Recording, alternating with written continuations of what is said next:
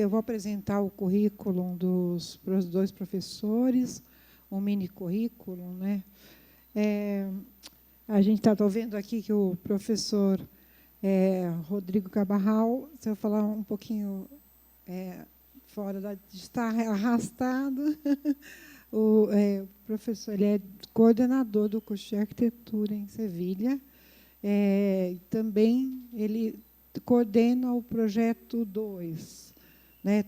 Ele e a Silvana juntos trabalham no projeto 2. Eu vou ler aqui só para ver as premiações, os livros, quantidade de livros e premiações. Melhor.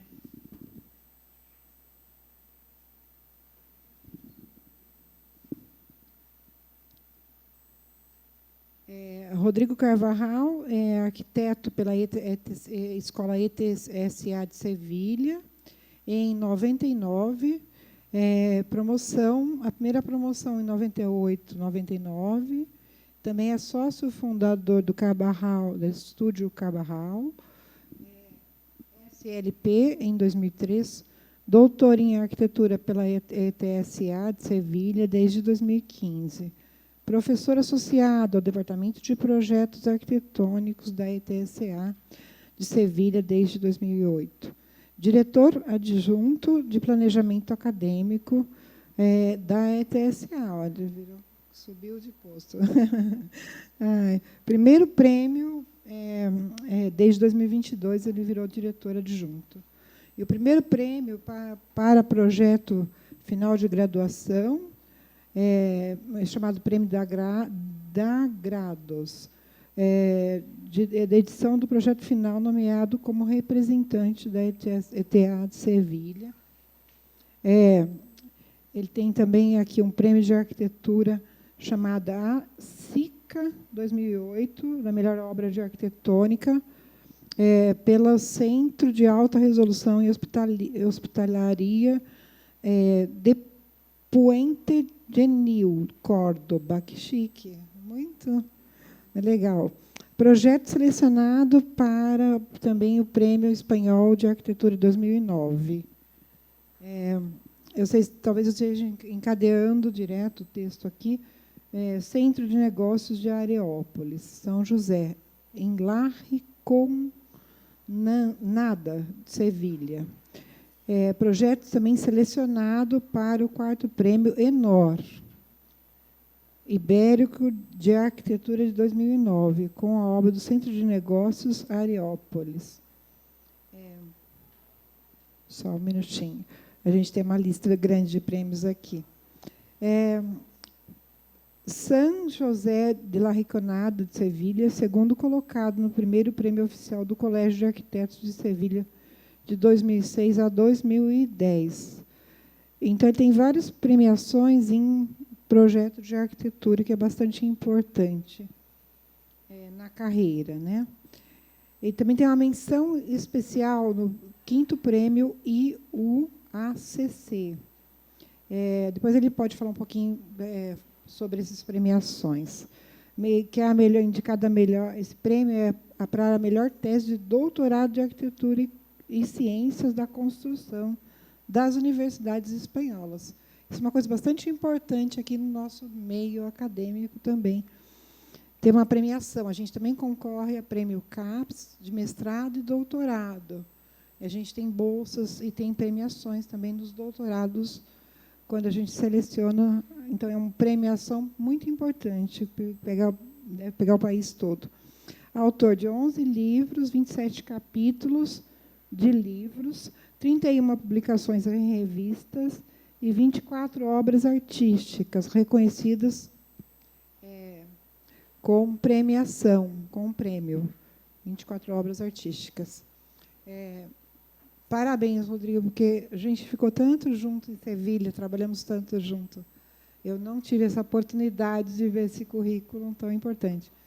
Silvana, agora o seu. Você me mandou? Vocês mandaram um resumo? Você quer a apresentação? Você mandou um resumo para mim? Não. Hoje eu apresento.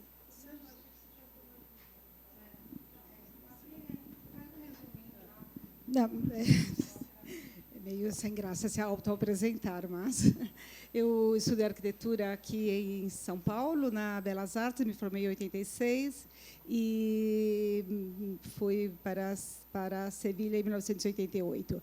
Aqui eu estagiei no escritório do Joaquim Guedes, do Jarbas Pedrosa Teco, na Sempla, tentando fazer um pouco de lembrança.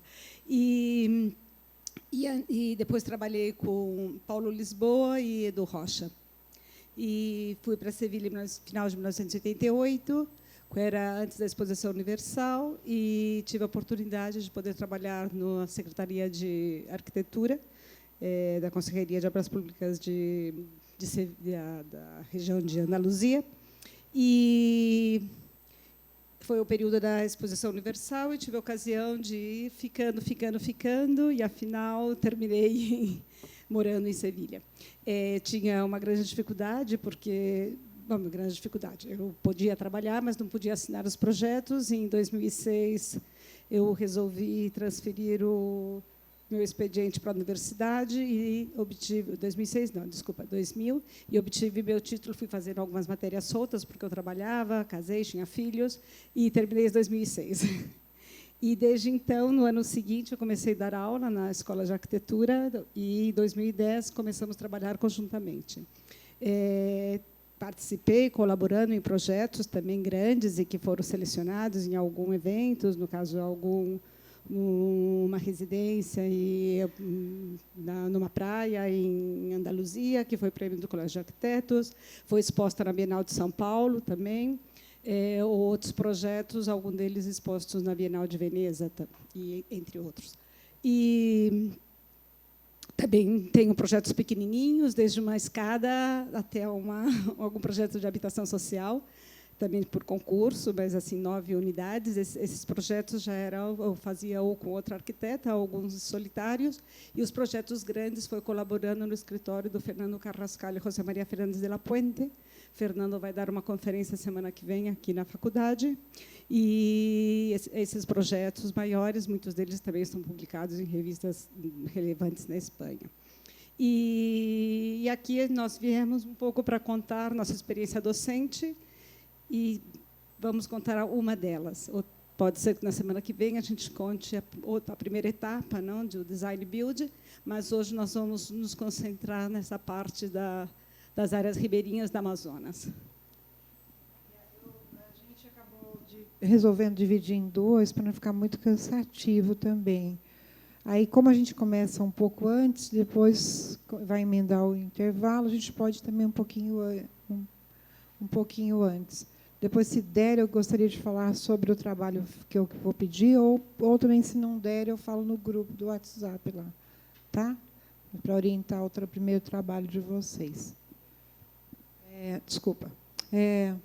A gente, nas andanças para poder buscar verbas internacionais e também, verbas nacionais mesmo, como a FAPESP, o próprio MAC Pesquisa começou a exigir que a gente tivesse correlações internacionais. E eu estava com o projeto dos ribeirinhos, trabalhando em Manacapuru, e agora eu estou em Porto Velho, né, com essa pesquisa dos ribeirinhos. Mas, para colocar na FAPESP, a primeira pergunta deles é: você tem correlações internacionais? E eu estava com o projeto já encaminhado para uma avaliação na FAPESP, mas não tinha uma palestrista tinha aprovado, o outro negou. E aí foi a segunda vez. E eu já tinha convidado os dois para trabalhar na pesquisa dos ribeirinhos, porque aí soma isso e vira um contexto com esse envolvimento internacional. Por isso que é muito importante a participação deles, e eles vão contar um pouquinho como, no projeto, eles integraram o trabalho dos alunos e como eles avaliam também as características do projeto. Tem característica que eles levam de forma bastante interessante para a pós-graduação também, com o olhar sobre o processo de projeto. A gente vai falar sobre a arquitetura ribeirinha, mas como esse olhar sobre o processo de projeto, que é bastante importante para o nosso programa de pós-graduação. Mais alguma coisa? Quer falar? Completar alguma coisa? Você vai também, às vezes vão falando aí, né? Não, acho que não.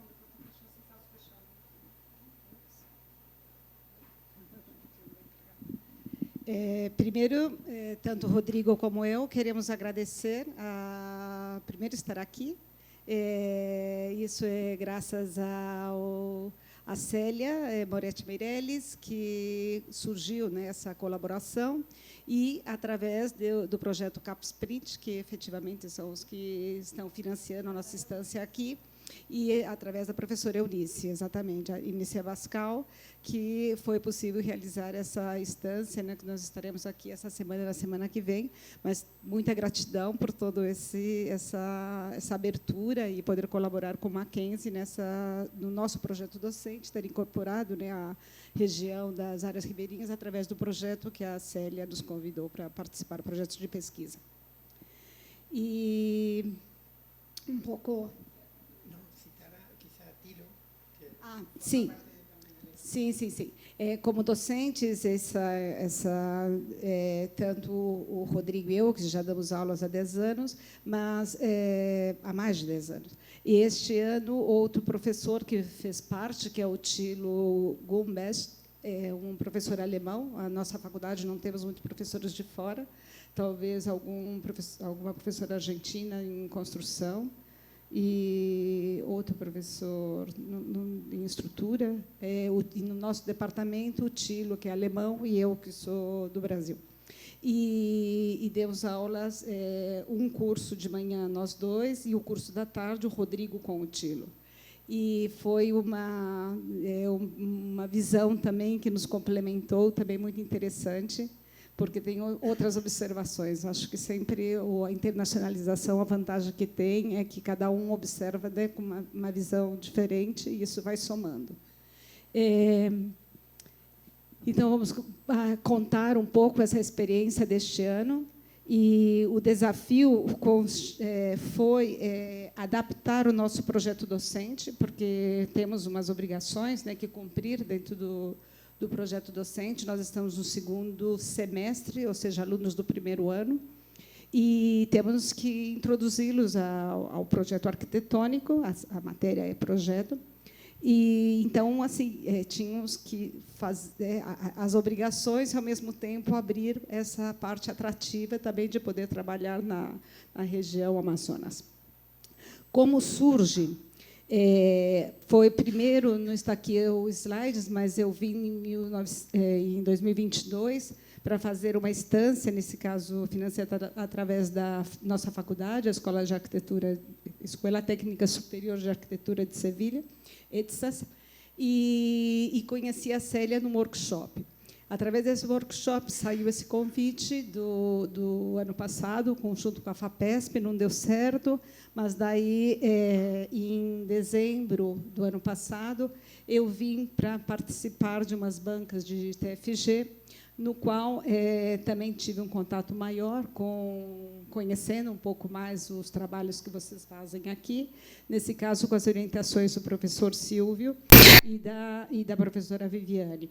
E do professor Silvio, o trabalho do lado direito do Pedro Rebouças, Pedro Rebouças, que talvez fosse o que estivesse mais próximo do que depois trabalharíamos na região do Amazonas. Também, aqui nessa mesma sala, né, eu ministrei uma palestra que foi sobre a inovação docente e sustentabilidade, processos aplicados no Solar Decathlon, que é na área do Design Building. Não sei se algum de vocês estavam aqui o ano passado, que vai ser aqui na terça-feira que vem, vamos contar também algumas coisas. E, então, isso foi fortalecendo um pouco essa relação, que logo virá essa adaptação do nosso projeto docente realmente a uma área concreta, que foi em Manacapuru, e como lugar de trabalho, E nós trabalhávamos nessa introdução do projeto arquitetônico como um espaço mais abstrato, lugares abstratos, lugares inventados, né, um pouco. E, nesse caso, nós passaríamos a trabalhar em lugares concretos, né? Esse, para nós, foi algo também muito atrativo. Então, nós tínhamos que unir um pouco o que nós desconhecíamos também, né, que são essas construções em palafitas, e, ao mesmo tempo, estratégias que nós já empregávamos antes, que, para poder introduzir ao aluno ao projeto arquitetônico, mas dando umas regras básicas, onde começar a desenhar uma casa não era começar a desenhar uma casa somente dispondo as paredes. E nós queríamos um pouco trabalhar com essas estratégias que podemos organizar um espaço habitável através dos núcleos, com a referência, depois vamos ver um pouco mais detalhado, aqui não se está vendo muito bem, através da Casa Farnsworth, de Mies van der Rohe, ou através de bordas, que também está muito presente no Cabanon de Le Corbusier. Tínhamos que unir estes conceitos para poder tentar introduzir os alunos no projeto, mas dentro desse conjunto. Esses conceitos de bordas e núcleos nós empregamos no projeto do Solar Decathlon também, e aqui fica um pouquinho mais claro, partíamos de uma base, e os elementos, né, que estariam utilizando seria ir construindo, nesse caso, do lado esquerdo, né, seria através dos núcleos, que é a referência que nós comentamos, ou através da estratégia das bordas, aqui está bordas, aqui é eram as estratégias, podemos passar. E o primeiro trabalho que os alunos começariam seriam analisando alguns projetos onde esse conceito de bordas e núcleos estão presentes. Eles trabalhavam em dupla, cada dupla, ou às vezes 3 pessoas, analisavam o projeto, mas para observar essas características. E eram projetos também que todos estariam elevados em relação ao solo e para se aproximar também ao conceito de palafitas. Esses foram os projetos que foram analisados. Vou passar um pouquinho assim, não com tanto detalhe, do Marcel Breuer, identificando esses elementos que estávamos falando, quando eles estão próximos, mesmo que eles estejam perpendiculares ao fechamento, nós consideraríamos como bordas, e quando eles estão isolados, seria o caso dos núcleos, não? O do Mies van der Rohe, que falamos antes, no caso da Casa Lina Bobart, aqui provavelmente mais pela condição palafita que as anteriores. Aqui surge outro elemento que nós não tínhamos sinalizado antes, mas é o vazio, né? O vazio também considerado como um núcleo, porque, afinal, você está transitando ao redor do próprio vazio. O pavilhão do Max Bill, um pavilhão que já não só construído temporalmente, não existe já, não. A casa de John Hudson, projetada por ele, não dele. Todos estão presentes esses conceitos que depois vai ser um pouco a condição para o projeto que eles vão realizar. Ou seja, na hora do projeto, nós já estamos dando algumas pautas para o projeto futuro. Rodrigo, quer acrescentar alguma coisa?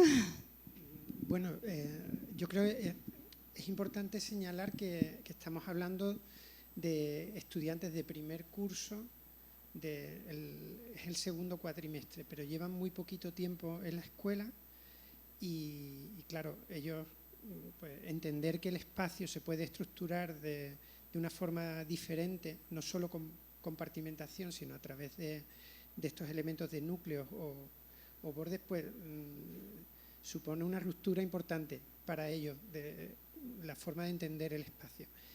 Y bueno, a través de estos análisis pues vamos incidiendo un poco en esa idea para luego proponerles proyectar a través de esas herramientas. No pueden utilizar la compartimentación, solo pueden ordenar el espacio utilizando núcleos o bordes. Ou seja, a casa não começa pelas paredes, as casas começam por esses elementos que vão organizar o espaço. Não, essa é a ideia. Aqui damos saltos também, né?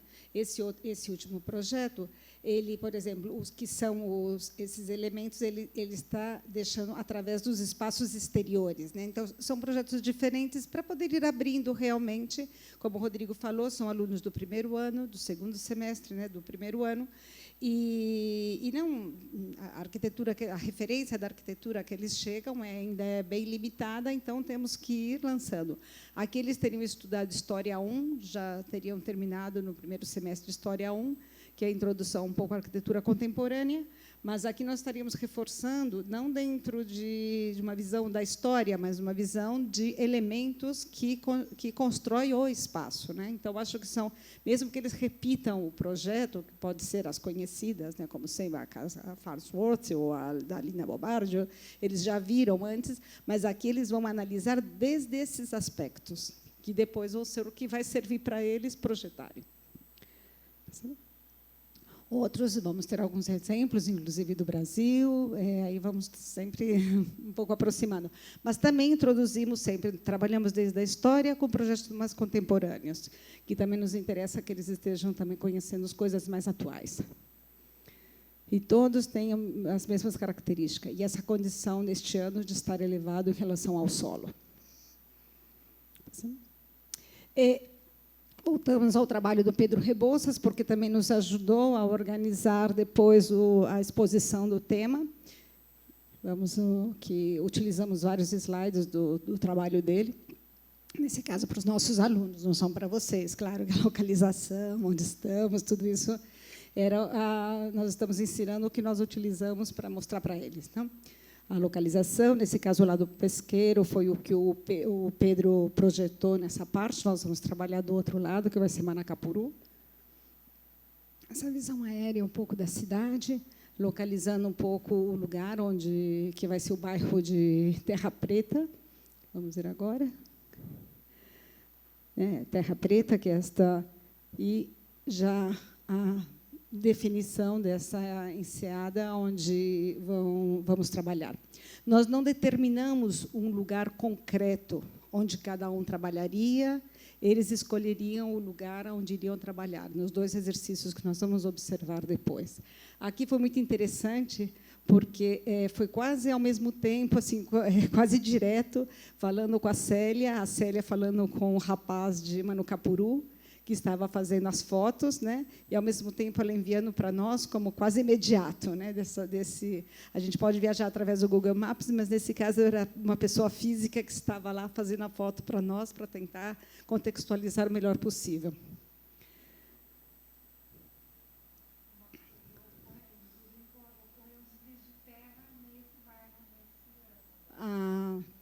Claro. Essa observação que a Célia faz é interessante, né? Porque nós tivemos uma visão externa, não estamos né, esses aspectos mais específicos, nós somos conscientes que nós não trabalhamos com esses aspectos específicos. Isso ficará para investigações futuras, porque, claro, nosso curso, isso também é importante dizer, é uma vez por semana, 15 aulas de 4 horas. Então, é um tempo bem reduzido para poder trabalhar.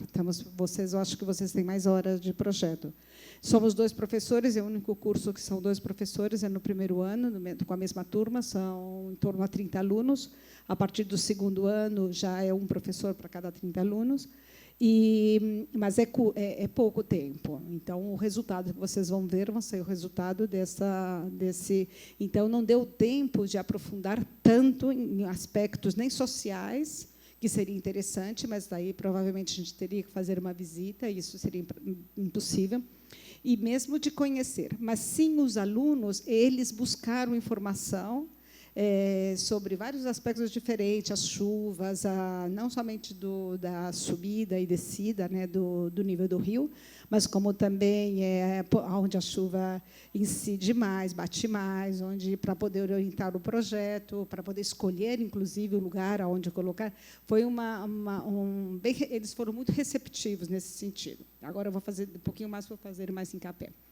Também foi muito importante as palestras ministradas pelos professores daqui, nesse caso do professor Dr. Jair Antônio de Oliveira Júnior, que é o trabalho da tese dele, né, e depois ele nos contou, nos inseriu um pouco mais no contexto, assim, a Célia, que o acompanhou nessa palestra. E, né, detalhando muito mais, desde a localização até outros aspectos, né, um pouco dessa subida do ciclo de água, da vazante, da cheia, a tipologias um pouco arquitetônica local. Nós não trabalhamos com essa diferença de 14 metros, porque para os nossos alunos desses cursos seria muito. Nós limitamos em 3 metros. Né? Essas tipologias, modo de vida. Também vimos a necessidade de inseri-los em outras referências. Essas outras referências, nós buscamos algumas, projetos recentes, não todos recentes, alguns são dos anos 60, foi do recentes, voltando para o passado, mas de arquitetos, principalmente da América Latina, que estão trabalhando nessa linha, tentando unir a arquitetura vernácula com o projeto arquitetônico mais contemporâneo. Porque nós, vendo alguns projetos, tínhamos assim a definição, né, que nós podemos associar aos projetos que nós fazemos. E, afinal, fomos identificando muito mais elementos, que veremos agora, talvez, nos desenhos. E pode passar, talvez. Aqui vamos só dar uma pincelada, porque apresentamos de uma forma muito mais detalhada para os alunos, mas a questão não é essa para explicar agora. Mas, para eles, sim, foram importantes. Nesse caso, as construções com os bambus, com palhas, a organização, esse sentido da comunidade, essa estrutura invertida, né, do prisma invertido, né, e também essa ideia desses elementos, né, que vão considerando as pedras, né, existentes com as construções, e o sentido social do projeto. Este outro também, na Colômbia. Aqui até tínhamos alguma crítica que fazíamos, não, um pouco da presença, não sabemos muito bem essa presença do concreto, dessa laje de concreto, parecia um pouco agressiva, era mais interessante talvez o projeto, mas ela era assim um pouco, temos umas certas dúvidas, mas também temos que abrir em todos os sentidos. E logo também é muito interessante o uso misto também, né, que eles estão utilizando a plataforma de concreto, depois a estrutura metálica, com a madeira, com elementos também, né, de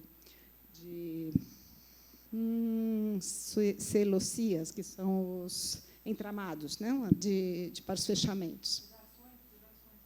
Vedações. E esses projetos, ao mesmo tempo, nós queremos chamar a atenção dos alunos, que é tanto a forma de projetar como a forma de representar. Então, aqui, esse projeto fora, né, ser interessantes, tanto pela materialidade como pelo próprio espaço, também era a forma de como começar um projeto pela sessão. Pensar, né, esse projeto através de uma sessão e não somente desde a planta. A planta, a organização racional, ela tem uma organização muito racional. E o próprio desenho em si, que é muito expressivo. Então, isso era um pouco para todo ir colocando para eles, para a hora deles projetarem. O corte, sim, sessão, corte, é o corte. Eu falei sessão, mas é o corte, né, o superior. E depois a representação também, né, o que para eles também o que eles poderiam avançar na hora de contar o projeto, né? Tanto o desenho do lado direito, né, onde você está vendo, né, desde do elemento que está pousando no chão e que formasse o projeto completo. Somos conscientes que são alunos do primeiro ano. Ou esse projeto que, quando a gente vê assim por fora, a gente fala, nossa, não não sei se é tão interessante. Depois, quando começa a analisar, nossa, que planta, hein? Que a forma de organização. Aqui encontramos que estavam as nossas bordas, os nossos núcleos, a flexibilidade das janelas, né, que se abrem, né, essas duas lâminas integram com o exterior. E, né, que vemos aqui dessa imagem, que lembra um pouquinho as coisas do Barragán também. E aqui também os detalhes, né, que os projetos eles têm que chegar nisso, né, eles têm que chegar nos detalhes para poder ser construídos. Ou esse comedor do grupo Alborge, mais o talher do General, desculpa, que também é muito interessante. Aqui a representação também era algo, né, que não é porque estamos trabalhando com uma arquitetura mais próxima ao vernáculo que não vamos estar fazendo um render, que não vamos estar fazendo uma representação talvez mais que convençam mais, porque também são gerações que o desenho não é o desenho que nós estamos acostumados, né? Então também tem que estimular os alunos nesse sentido. E esse projeto é muito rico, né? Porque aproveitando essa parte inferior como áreas de jogos ou esses espaços, né, com essas ventilações cruzadas, com inclusive o próprio painéis, né, que utilizam as pessoas locais que fizeram. Passamos. O mesmo grupo anterior também projetaram fora do contexto deles, e nesse projeto, que também é muito interessante, fazendo uma leitura do lugar, né? Porque eles vão usar essas esteiras para poder gerar o plano de sombra. Aqui também nos interessava a representação, o desenho, como com um desenho tão simples você consegue contar uma ideia, né? E depois o mágico do projeto, né? Com essas esteiras, como você consegue construir um plano de sombra. Então, é onde a ideia do projeto é importante, saber captar o material do lugar e poder conseguir esse objetivo, né, principal, que era gerar esse lugar de encontro, de sombra. E também outro também nos interessava desse projeto era como o projeto se desenvolveu. Nesse caso, através de uma maquete, né, que a maquete definia todos os detalhes, né, todos os parafusos, como passa, como o fio de cabo de aço, né, que ele vai funcionar também como elemento tirante, exatamente. E tudo estava definido no projeto. Essas instalações na Índia também, que também era muito interessante, com materiais locais. E quando você vê a planta, isso, como disse o Rodrigo ontem, né, que estávamos vendo, repassando os slides, se você deixa só a parte superior, você pode ser um projeto construído em uns elementos, um cobogô, ou e vai ser um projeto muito contemporâneo. E o projeto é contemporâneo, mesmo que utilize materiais locais, né? Eu acho que também é muito interessante esse paraboloide, né, que ele vai definindo, que vai... E o mágico de deixar alguns que passam a luz, outros não, né? E alguns são de areia, o outro não. Ou essas instalações na Tailândia, como também instalações temporais, e para uma exposição de arquitetura, inclusive, e também essa condição do lugar, né? Que afinal eu entendo como respeito ao lugar, como material, como introdução, como... Também a representação vai ser muito importante, como contar o projeto, né? Porque, afinal, através desse desenho, né, esse desenho, nesse caso, à mão, está todo definido, né, desde o laço, né, desde o laço que vai ser usado, né, até... Isso é outra... E o processo construtivo, depois que vemos de uma forma mais menorzinha, construído todo em bambu. Também, como eles iam produzir planos de sombra, para nós também era muito importante esse projeto espanhol, construído em 79, e que vamos trabalhar com... Nesse caso, eles trabalharam com uma estrutura mista de madeira e ferro, gerando esses planos de sombra a diferentes alturas que vemos na sessão. Voltamos também para o importante, que é trabalhar, pensar um projeto desde o começo, através do corte, né, do corte do terreno e as cobertas que vão acompanhando. Nesse caso, a maquete, que é somente uma parte, né, e saber fotografar o projeto, saber contar o projeto. E não podíamos terminar também de contar para eles esse pavilhão, no caso, construído na Bienal de Veneza, do Sverrefem, que talvez seja mágico, embora soubéssemos que construir em concreto no Amazonas não era o melhor, mas também, como tínhamos que formá-los em todas as áreas, o sistema era o que era interessante, né? Esse sistema das vigas em 3 giros, imagino que é um projeto que vocês conheçam, essas pequenas lâminas, não, que vão em 3 sentidos e que gera esse espaço mágico também. Pois, um pouco com tudo isso, eles já começariam a trabalhar no lugar. Junto com os trabalhos de análise, ou seja, esses últimos projetos, nós mostramos não foi um projeto que eles analisaram os primeiros. E, em paralelo, eles também tinham que conhecer um pouco a problemática de Manacapuru.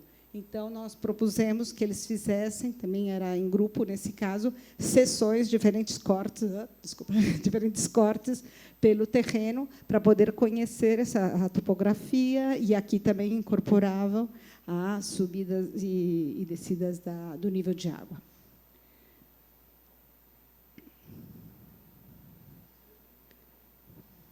E também geramos uma maquete de trabalho, e eles construíram, cada equipe construiu as casinhas para poder gerar uma maquete comum, que depois colocaríamos o projeto que eles fizessem para poder fotografar, ou seja, uma maquete conjunta de todo o curso. Ué, saltou a branca? Não sei. Aí. Rápido.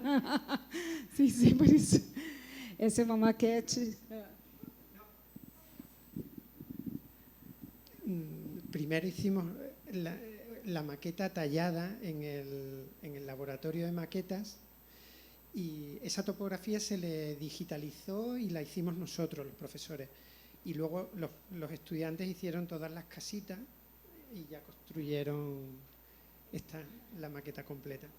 A partir de ahí fueron eligiendo la zona de trabajo. Cada uno de ellos elegiría su posición.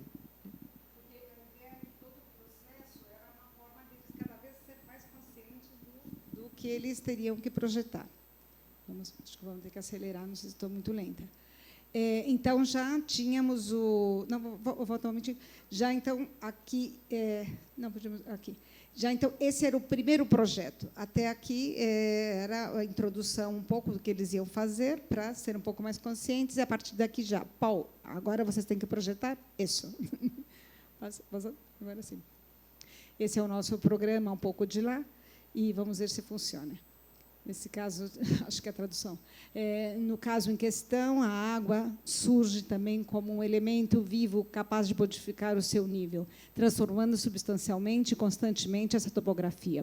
O projeto intervirá analisando essa situação e estabelecendo 2 modos de presença humana.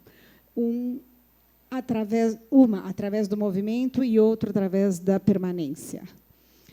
Para o primeiro, actuará através da incorporação de sistemas que permitam o estabelecimento de rotas, de percursos, entre o continente e as diferentes embarcações, que se aproximam, permitindo, assim, o futuro movimento de troca e de relação. Ou seja, que eles tinham que estabelecer essa relação entre a terra e a água, né, através de um percurso, e depois o segundo seria um lugar para a estadia, para permanecer, né?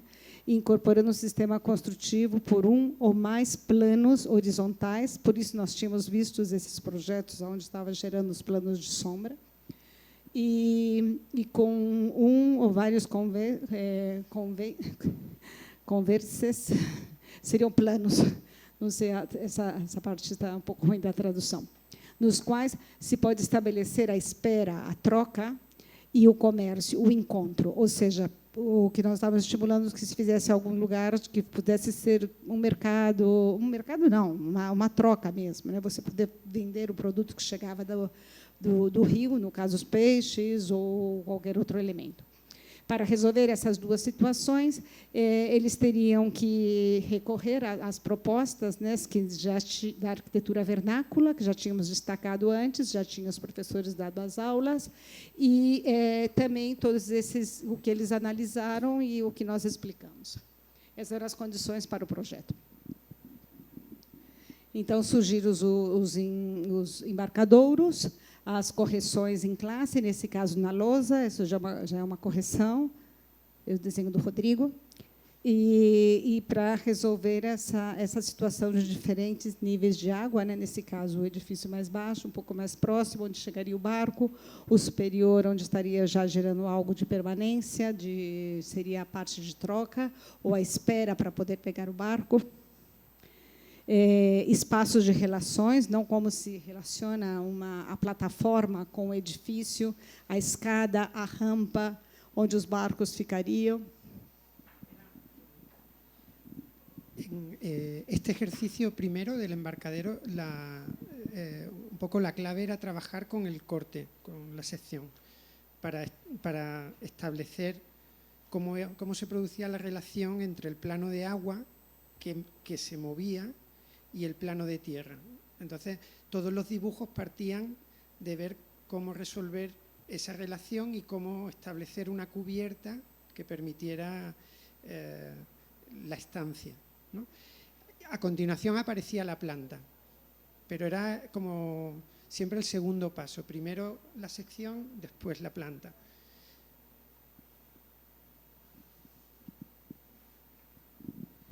Por isso, entendíamos também que todo o trabalho prévio já estava estimulando para que se desse essa situação. Não? Por isso, fizemos encapé antes né, de mostrar projetos que já tinham sido começados por esses cortes. Né?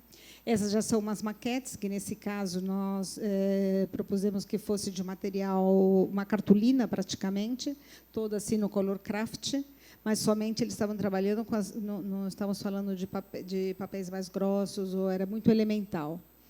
E com a intenção de poder colocá-la na maquete, falta um momentinho, aqui, de poder posicionar, né, e ir fazendo fotos e fazendo que eles pudessem utilizar essa maquete para isso. Passa. Nesse caso, é o croquis que vocês viram antes, né? Esse daqui já entrega mais final do projeto. Os desenhos, falamos aqui, são alunos do começo do segundo ano, então, embora aqui nós estamos muito contentes com o resultado, nós não sabemos se os professores de desenho foram muito bons, eles mesmo avançaram sozinhos, porque teve uma diferença muito grande entre o primeiro semestre e o segundo semestre. Eles deram uma melhoria, melhoraram muito a representação gráfica. Essa é a ideia da maquete, né, de ir insertando e colocando no seu lugar. Esse é um projeto muito bom, esse aluno teve boa nota. Ou esse outro também, do Luiz Blanca, também com 2 elementos, né, que giram ligeiramente para gerar esse ponto o ponto de chegada, onde vai ter a parte do mais de venda, ou da espera e do embarcadeiro, para chegar no nível da água.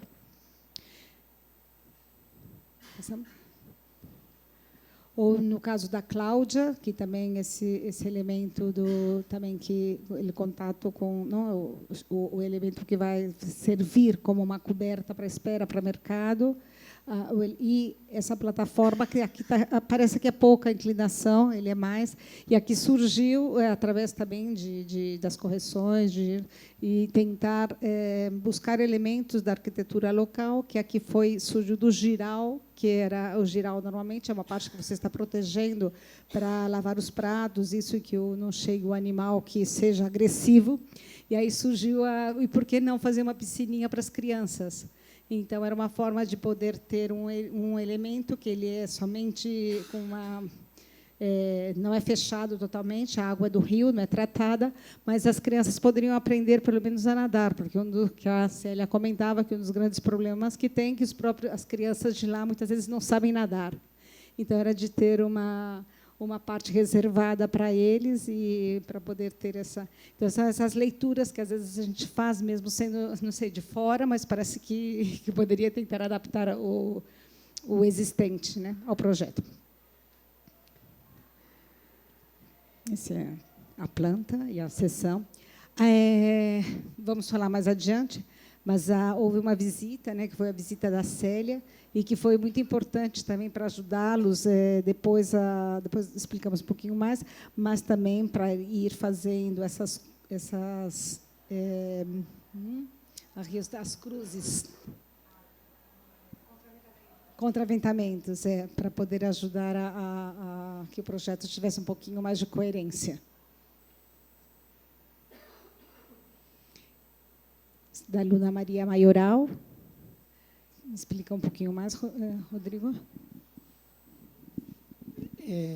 Esta alumna proponía que la pieza de embarcadero se situara como en el interior ya del río, y ella proponía que la plaza de comercio fuera como una grada que pudiera pues aparecer o desaparecer en función de la cota del agua, ¿no? Cuando hubiera marea o el nivel bajaba, pues aparecían aquí unas escalinatas que se extendían, y bueno, parecía un proyecto interesante. Y el sistema del embarcadero también tenía su interés, porque lo que ella planteaba era una cubierta fija y el plano de embarcadero era el que fluctuaba flotando en el agua, ¿no? Entonces la escala del espacio pues variaba en función de la temporada de lluvias y eso. Era un proyecto bonito. Este otro proyecto es de Antonio Velázquez, también del Grupo de la Tarde, y él proyectaba como una gran plataforma con un pórtico como unas lamas de madera que concluían en este espacio que bajaba, en el que se producía el atraque de una pequeña embarcación. Era como un embarcadero muy pequeñito, ¿no? Simplemente para descargar y continuar el tránsito. Y aquí en la parte alta era en la que se producía el intercambio. Estas serían las secciones. También tiene que ver un poco con lo que os enseñaremos después. Estos dibujos son dibujos elaborados al final de curso. Nosotros le dábamos la oportunidad al estudiante a que con cada entrega pudiera rehacer los dibujos incorporando lo que había aprendido. De manera que llegábamos al final con unos dibujos muy elaborados. La primera entrega faltaban elementos estructurales, faltaban elementos constructivos, que ahora ya en esas últimas entregas estaban mucho más definidos.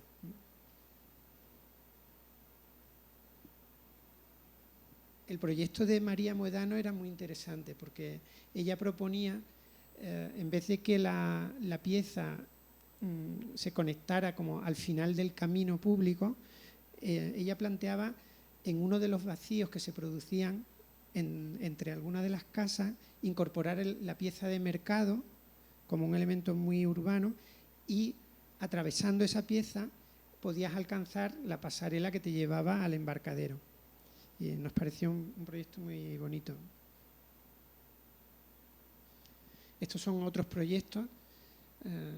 Aquí hay uno, por ejemplo, que enlazaba incluso con la colina que se situaba en uno de los extremos de la... Este es el proyecto de María Moedano, y bueno, estos son de otros compañeros. Y esto es como un repertorio de todas las piezas que surgieron. Quizás explica tú. O segundo exercício já seria trabalhar com o espaço habitável, né, ou seja, a moradia. E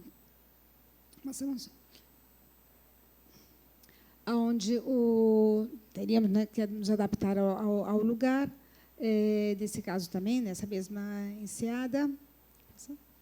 E aqui, sim, já dávamos como condição, para essas bordas ou esses núcleos, já dávamos a condição de tentar organizar o espaço habitável através desses elementos. Eles incorporariam esses elementos e, de preferência, que fossem também já, pudessem, inclusive, trabalhar como elementos estruturais, né, para a própria casa. Isso já não foi tão fácil, mas era uma oportunidade também. Passamos? Então, esses bordes, estávamos definindo, seriam módulos, nesse caso, por exemplo, o banheiro não seria o banheiro aberto, mas pensado onde todas as instalações estariam numa mesma parede, ou, no caso da cozinha, esses elementos poderiam estar abertos por um lado ou por outro, ou fechado. Era uma oportunidade também para poder trabalhar com o giral, que era um dos elementos que nós tínhamos visto da arquitetura local. A parte dos armários, né, essa necessidade de poder guardar, né, as pertences, não, sim, já me confundo. E que eram elementos que estavam presentes nos projetos que eles estudaram anteriormente, né, como o do lado direito. Era um pouco a condição. Voltamos às palestras. Nesse caso, foi a palestra da Célia com o Pedro, que voltaram a introduzir, fazer a introdução, né, de Maracau, dessa região do Amazonas, mas principalmente já mais destinados a analisar mais os projetos de habitação. Então, esses análises gráficos, então, todas essas explicações ajudou muito a eles, né, para poder logo projetar. Foi fundamental essas palestras, tanto para o sistema palafitas, como também, no caso, construções flutuantes, embora talvez houve 3 ou 4 casos de flutuantes, a grande maioria foram palafitas. E esses modos de vida também, não? Era aproximar um pouco, saber como viviam, como... Ok. Sala aberta,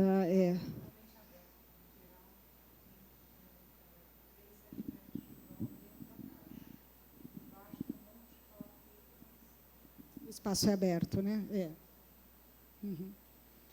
E, então, entramos agora nesse processo de projeto de habitação. As correções, né, sempre o aluno vai para a lousa, normalmente nós pedimos que eles comecem a desenhar, nesse caso na lousa, e essas correções vão se densificando um pouco. É sempre muito difícil começar, claro que sim. Eles desenhavam um pouco, né, eles tinham que desenhar um pouco onde ia fazer a localização, o menino da esquerda, né, localizava e depois ia desenvolver um pouco o projeto. Eles já tinham estudado algo na casa deles antes, né, eles não chegavam lá, não era... Eles já tinham. E depois as correções, normalmente, pois isso, é como uma lousa de algum deles. Bom, apagamos tudo e fazemos com outros 4. E esse processo a gente tenta sempre fazer como uma forma... Não conseguimos sempre, porque...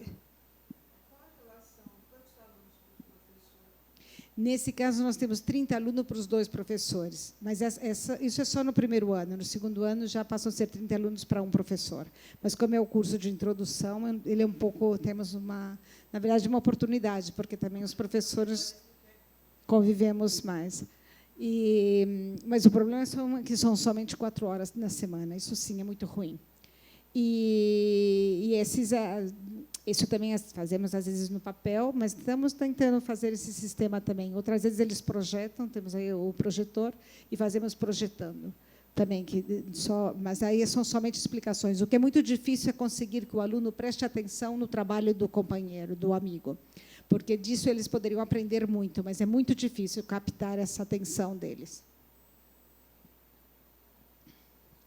Essa já é a presença da Célia em Sevilha, quando ela fez a estância em final de abril, começo de maio, né, a estância dela, e que foi a primeira entrega dos projetos de habitação. Nesse caso, os painéis que fizemos, justo para que ia ser um dia especial, fizemos a exposição na parede, as maquetes, os alunos iam explicando, e a Célia também foi fazendo vários comentários que foram muito interessantes, principalmente nessa parte construtiva, na parte de... Isso abriu muito para eles, para depois conseguirem um resultado final. Aqui temos, de forma mais geral, todos os trabalhos, que foi essa parede inteira. Hay una cuestión también un poco de metodología. Nosotros le pedimos a los estudiantes que entreguen en formato A3, un dossier completo, pero para las sesiones críticas les pedimos un formato diferente. Les pedimos que hagan un panel, a veces un único panel, a veces 2 paneles, para que tengan que trabajar tengan que resumir el proyecto, tengan que aprender a lanzar la idea de una manera directa, que sean capaces de expresar las ideas del proyecto de manera óptima. Hay veces, en algunos cursos, organizamos incluso un concurso de paneles, ¿no? Ponemos todos los paneles y ellos votan cuál es el panel más interesante. Entonces, bueno, en este caso no hubo concurso. Sí, también. Bueno, hay las dos cosas. Y aquí les pedimos 2 paneles y luego entregaban el dossier.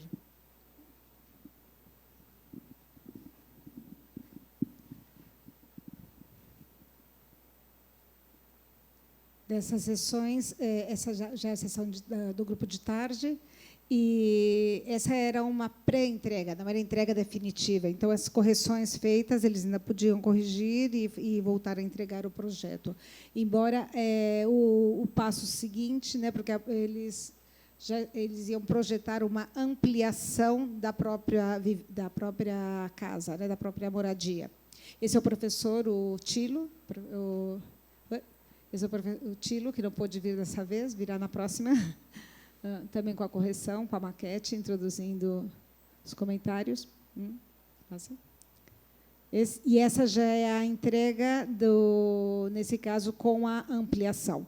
Nós colocamos como condição, outra coisa também que normalmente é muito difícil é avaliar, né? O que você tem para poder avaliar o aluno. Então, nesse caso, afinal, eram 2 exercícios e meio, né? O primeiro, do embarcadouro, o espaço da habitação e da moradia e a ampliação, supondo que um membro da família se independizava e moraria, segundo os hábitos locais que a Célia nos introduziu, ele moraria junto da família, mas numa peça independente. Então, aí também era um pouco que eles trabalhassem como seria fazer essa ampliação, essa continuidade de material, continuidade de volume, como se conectaria, a independência ou não, mas era uma peça bem pequenininha. Passamos? Essas sessões, sempre tentamos fazer sessões de diálogos com todos, alguns prestam atenção, outros não, claro. Nesse caso, é um resumo das tipologias que foram projetadas, né? Estamos ressaltando esses elementos de organização, essas plataformas de acessos, a ampliação das tipologias, né? Estamos tentando contar aqui qual é o resultado. A introdução dos elementos pátio, que isso também foi uma coisa muito interessante, muitos deles têm o pátio como uso, têm o pátio como vazio, né? Que era o que a gente tinha ressaltado na casa da Lina Bobardi, né? Esse elemento de estruturador, mas que você não pisa, outros que pisam. Passamos? E aqui agora vamos mostrar o que seria a correção com essa síntese, né, da tipologia. Os dormitórios organizados através desses elementos que nós tínhamos colocado como base, né, esses armários como organizador, que serviriam para organizar o espaço e, ao mesmo tempo, independizar, elementos que foram flexíveis para poder integrar, né, um pouco mais, de preferência as ventilações cruzadas, por teto. Aí voltamos também à aportação da Célia, que também foi muito importante. E essa forma de enriostramento, que eu não consigo ficar... Rodrigo vai complementando o que você veja. E estamos muito contentes com o resultado. Este ejercicio fue interesante porque fue uno de los pocos que incorporó la mosquitera. No sé cómo... porque hablábamos de cómo la piel del edificio podía descomponerse en varios planos. Entonces él trabajó, si veis aquí, trabajó con una celosía que podía retirarse, pero luego había una envoltura externa que era la mosquitera, que te permitía seguir estando confortable en la casa. No estaba completamente abierta, sino que tenía mucha ventilación, pero estabas protegido de los insectos.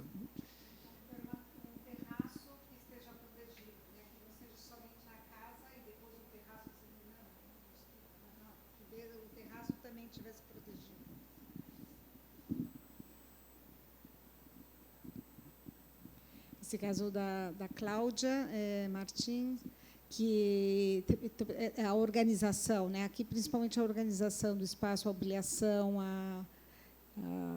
voltamos também à sessão, né? Que também trabalha, o conseguir a modulação foi outro tema também que nós, né, fizemos muito, esses espaços entre o interior e exterior, porque os projetos que nós tínhamos visto, o banheiro sempre é um elemento exterior. Nesse caso, ele ficou entre o exterior e o interior, né?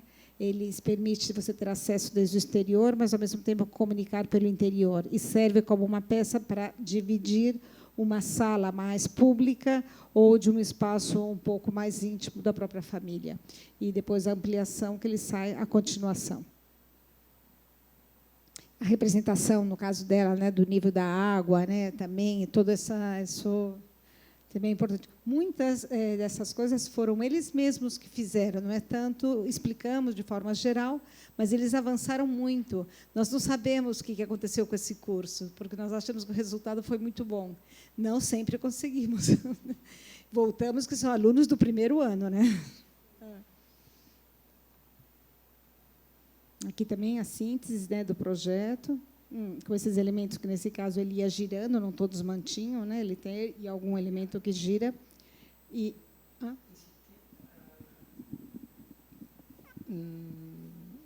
teníamos mucho interés en que las propuestas que se plantearan, que surgieran, pudieran ser luego de interés para el proyecto que dirigía Celia. Por tanto, el pensar el sistema constructivo fue como una constante. Siempre estábamos volviendo sobre este tema. Entonces, habéis visto en la vivienda anterior se trabajaba mucho con la modulación.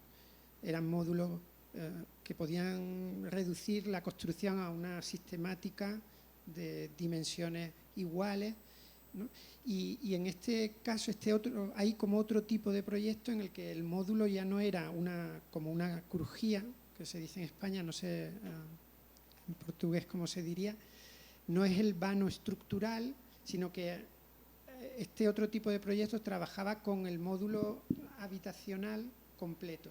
Eran unidades que podían ser dormitorio, podían ser salón, era siempre el mismo módulo, girándolo, ampliándolo, uniéndolo, y todos esos módulos aparecían sobre una plataforma continua, de manera que el patio, que era también un poco como la aportación cultural nuestra de Andalucía, proponíamos que esas casas tuvieran un patio como el espacio de relación en el que vivir la casa, ¿no?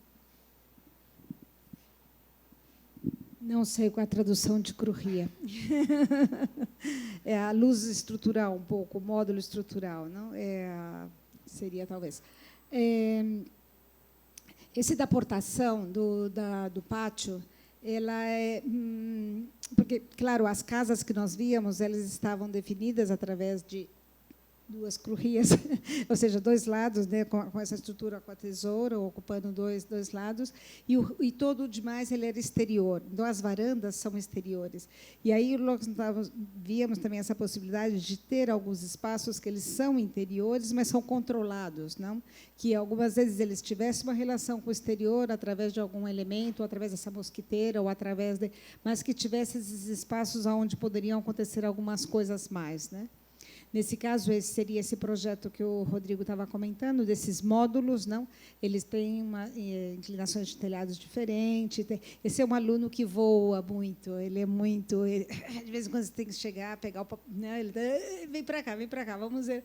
Mas, afinal, ele conseguiu conter um pouco a... Eu falei, se você quiser ser o Frangueri, você será, mas deixa para mais para frente. E aí conseguimos ver, e ele terminou sintetizando bem o trabalho, um aluno que trabalha muito, e então são esses módulos que ele ia girando, e depois ele, quando era a ampliação da casa, então ele trouxe essa ideia de não veio com a ideia do Master Build, clusters, dos clusters, né? Não veio com essa ideia, mas foi assim, falar para ele, dá uma olhadinha do projeto do Le Corbusier do hospital para Veneza, e plum, no dia seguinte ele vem com todos os... Você dá uma coisinha e ele já vai e desenvolve, é muito interessante. E aí ele fez um sistema de ampliação, ele não fez uma ampliação para o filho, ele fez um sistema de ampliação, né, das casas, que então foi muito interessante. Também comentamos que ele, vendo a enseada, talvez seja um pouco agressivo, essas coisas tem que ter cuidado, né, porque também o respeito ao lugar, né? Então, talvez seja mais interessante quando ela está um pouco pequena, mas quando já está impondo, já como um sistema da morfologia, no caso aí essa morfologia ela tem que ser vista com calma, né? Mas o que eu acho interessante é a capacidade de tentar, né? Volto a falar que são alunos do primeiro ano e ainda tem que terminar mas é interessante, pelo menos, relacionar o projeto dele com, né, essa ampliação como sistema. O projeto da Alicia também. Exatamente, de uma parte construída para dormitórios, outra parte da parte de dia, parte de noite, e um elemento que ele vai ser a transição e vai poder gerar essa vida num espaço controlado, não é um espaço não como essa varanda externa, mas esse espaço controlado, que depois ela vai estender e vai fazer a ampliação da seguinte casa e também com esse espaço exterior também coberto. E, nesse caso, ela continua, né, o elemento estrutural, gerando esses planos de sombra, deixando, né, sem a telha, todo as vigas, né, a estrutura de madeira, gerando a sombra e gerando o vazio em torno à árvore. Hã? Gostou? Nesse caso, também, se vemos alguns dos projetos anteriores, de análises, né, que ele trabalhava com os módulos separados, nesse caso também, esse conceito dos módulos separados, unidos através de espaços exteriores, ele trabalha de uma forma mais autônoma, né? Cada um deles gerando sempre esse espaço de convivência. Essa organização toda, nesse caso, através desse elemento central, os módulos paralelos. E esse era interessante o sistema que ele fazia também do barco, não, para poder, que estava entre as duas peças, não, que descia aí através esses elementos paralelos a próprio acesso, né, a própria passarela de acesso. E esse daqui era mais complexo, porque a seção, aqui não está a seção, não? Assim está, assim. Que era um pouco mais complexo, porque ele estava trabalhando com uma altura dupla, um mezanino, né, sobre o anterior, e um sistema de escada, já uma coberta mais complexa, mas muito atrativo também. Talvez um pouco mais distante da realidade de Manacapuru, mas como projeto em si é muito atrativo e um trabalho também muito bom.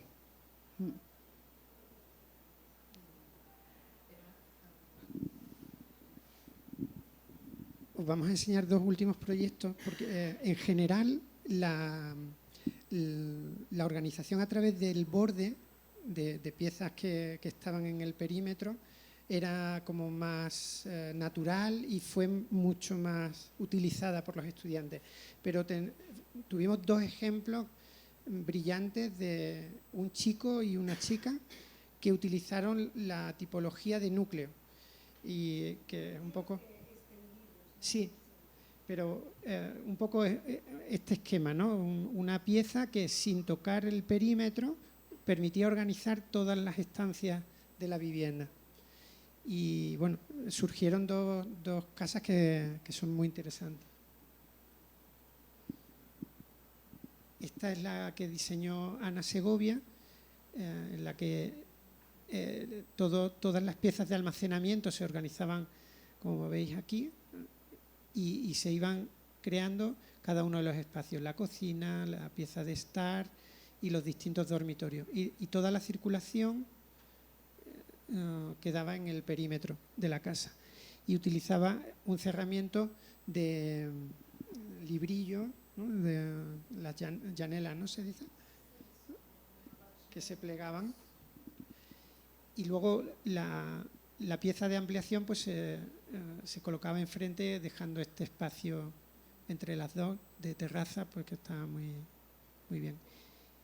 Y este es el de Marc, quizás explícalo tú porque este es sorprendente. El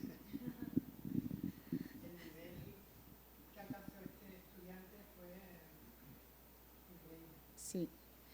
Desde contar o projeto, né, porque ele aí vai expondo, né, os módulos de referência, vai expondo a situação, desde a localização, assim, a localização, o nível de água, ou seja, como um projeto completo. Eu acho que algum TFG talvez seja o nível, o trabalho dele, né, tínhamos que fazer uma pesquisa maior sobre o lugar, mas o resto praticamente cumpre.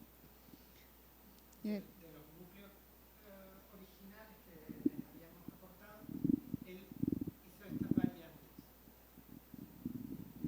Ou seja, que ele vai unindo, duplicando, variando, tal, e que essas peças vão ser a que organiza o espaço da casa dele.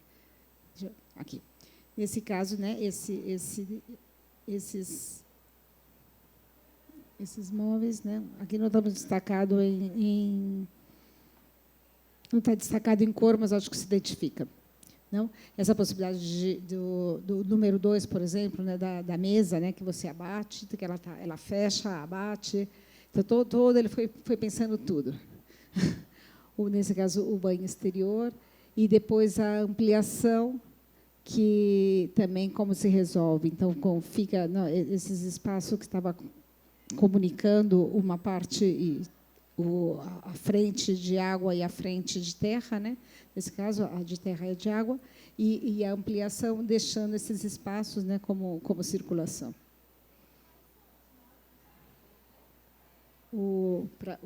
Voltamos?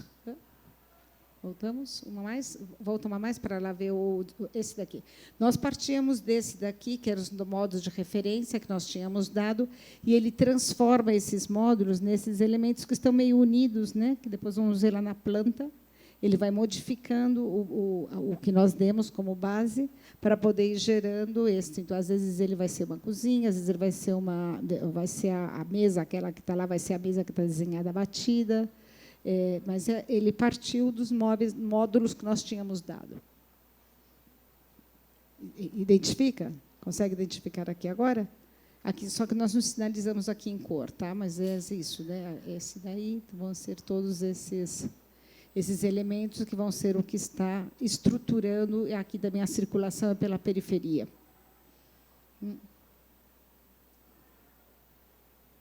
E depois ele gosta muito de desenhar, então aí todo o sistema que ele foi desenvolvendo, cada vez mais, e incrível os detalhes que ele alcança. Sim. A maquete talvez seja um pouco mais, mas eles fizeram todas as fases, a fase, né, do contato com o terreno, depois vai encaixando até a parte da cobertura. Ele vai encaixando as peças, então ela inteira é desmontável. Madeira balsa, nesse caso. E o telhado não, o telhado é papelão, né? Mas ela é inteira de madeira balsa. Mas fez assim, como se dobra, tudo. Incrível. Não sei a hora, não estou controlando o tempo. E agora, a última fase do exercício foi que nós pedimos que eles fizessem um livro resumo do trabalho. E são o que nós trazemos aqui. E vamos começar a ver alguns aqui. Vamos ver se... Volta um pouquinho no outro. O primeiro, não. O primeiro é esse. Né? Não era o primeiro? Não. Sim. Este daqui. E que... Ai.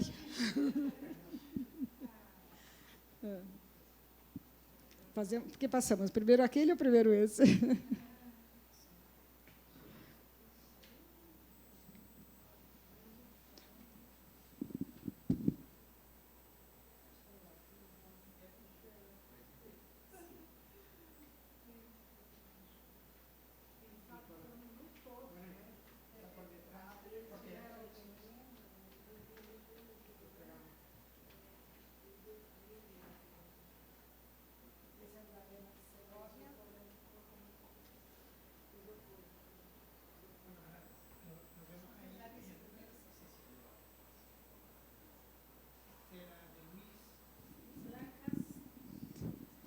Identificam? Natália, Jaime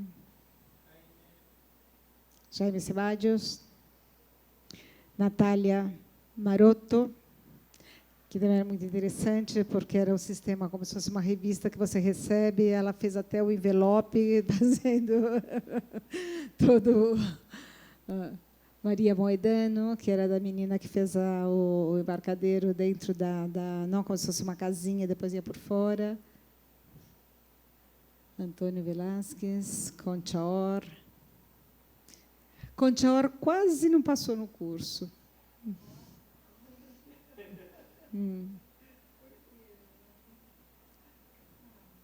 O livro era interessante, mas o projeto tinha algumas deficiências.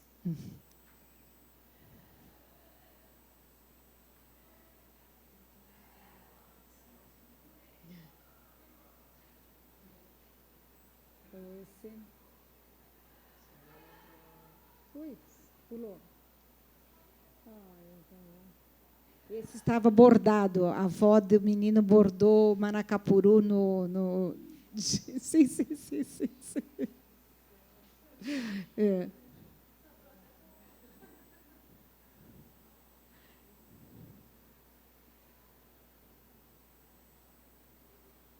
Ou este, com as caixas e os livrinhos de... Alguns são simples também, não são tão complexos, mas também muito interessante.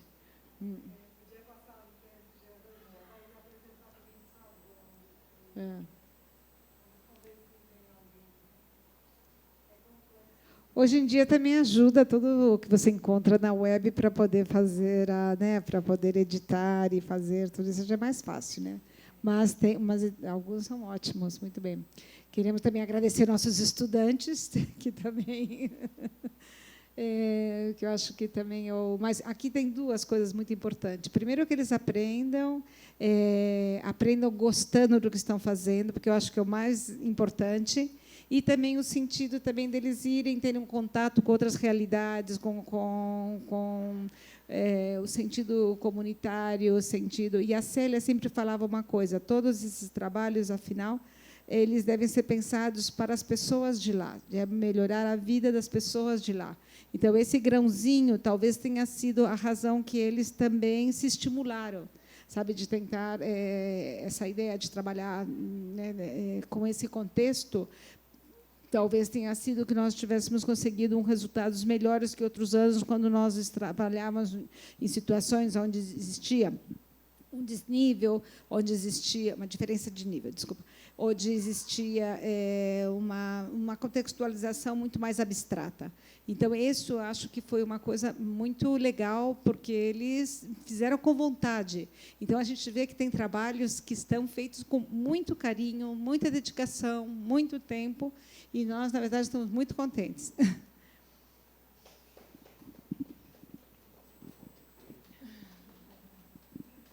E aqui também queremos dizer que as pesquisas não terminaram, porque eu acho que a gente está começando agora, temos que começar ir mais para trás e tentar. Esse é um texto da revista Módulo de 1958, acho, de Joaquim Cardoso, aonde eu encontrei casualmente, estava fazendo outra pesquisa de outras coisas e vi e falei, nossa, está relacionado. Então, assim, pessoas que já estavam interessadas por sinalizar, né, a importância desse contexto, a importância de estudar essa arquitetura, de ver nela um valor, e quantos anos passaram, né? E para nós, eu acho que nós temos que agora fazer uma pesquisa um pouquinho mais profunda, porque somos conscientes também que o nosso trabalho foi muito passando por cima, né? É uma visão assim externa, e agora o que nos falta é entrar nessa realidade de uma forma mais profunda. Nada, voltamos a agradecer, e agora podemos ver os livros de uma forma um pouquinho mais...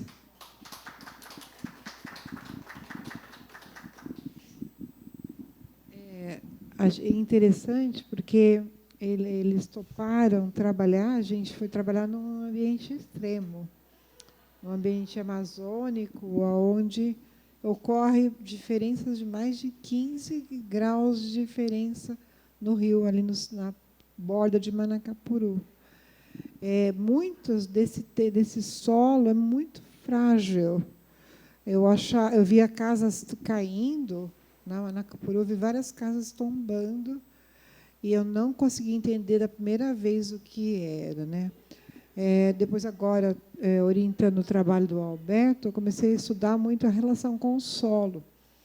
E aí eu entendi que o solo lá é muito arenoso, ele é um solo novo, ele é um depósito, porque ele vem dos Andes e ela vai depositando esse solo. Então, é um território em transformação lá. Porto Velho já não vai ter toda essa pegada de problemas, porque também tem outras características. Parece que o solo é mais estável em Porto Velho. Tem bem menos palafitas lá.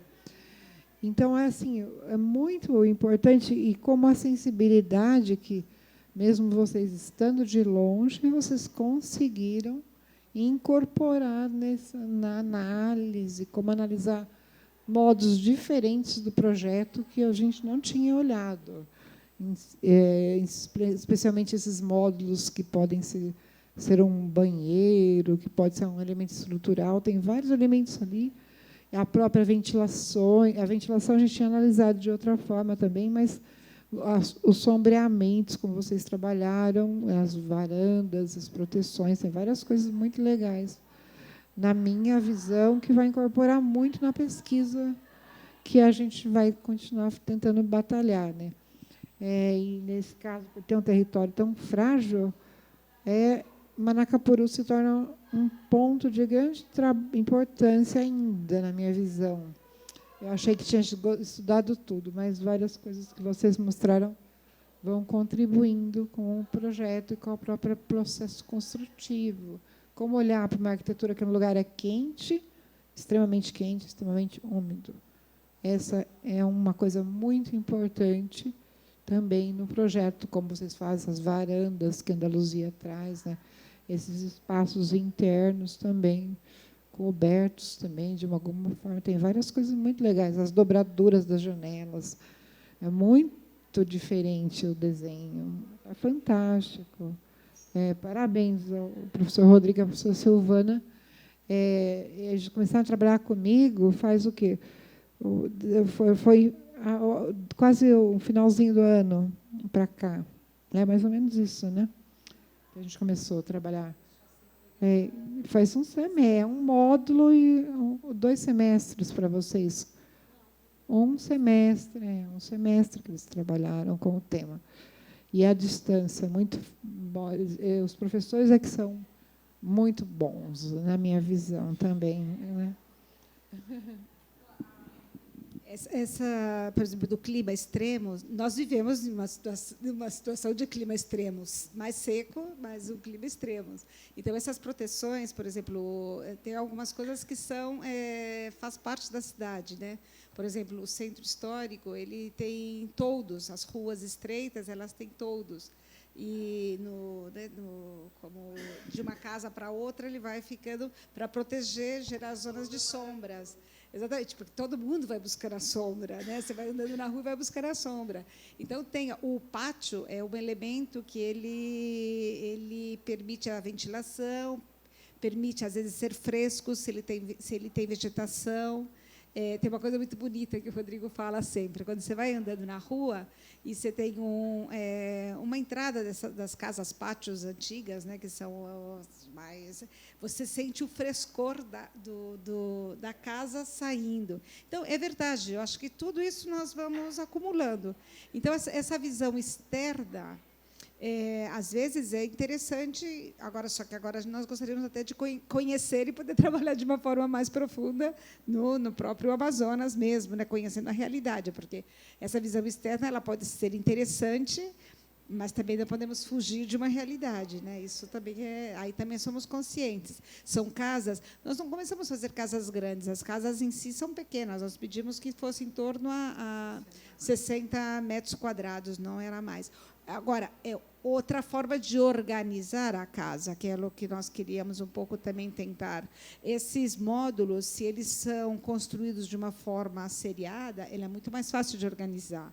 Se nós conseguimos que esses módulos no lateral, ele desça, já é o elemento estrutural. Então, aí entra a bandeja do solo, entra a bandeja da cobertura, e eles já são os elementos que seriam os palafitas. Quer dizer, aí tem muito algo que tem que ir avançando. É mais elemental, mas, ao mesmo tempo, podemos, disso, começar a fazer um pouco mais profundo. Mas também deixamos aberto que os alunos projetassem, os módulos, sim, era uma condição, mas cada um fez uma casa diferente. Tem 30 casas do projeto do curso da manhã e 30 do projeto da tarde, porque não é aquele seriado onde só pode fazer, né, como os colégios públicos antigamente, que você tinha aqueles módulos que você tinha que fazer tudo. Não. Deixamos essa liberdade também. Para nós era muito importante que eles, primeiro, cumprir com a nossa obrigação da introdução à arquitetura do espaço habitável e, ao mesmo tempo, ver essas outras formas de projetar, né? Muchas gracias. Yo agradeceros a todos la paciencia de escucharnos y yo os invitaría a que vierais los libros, porque creo que es lo más interesante, que veáis el trabajo de los estudiantes. Muchas gracias.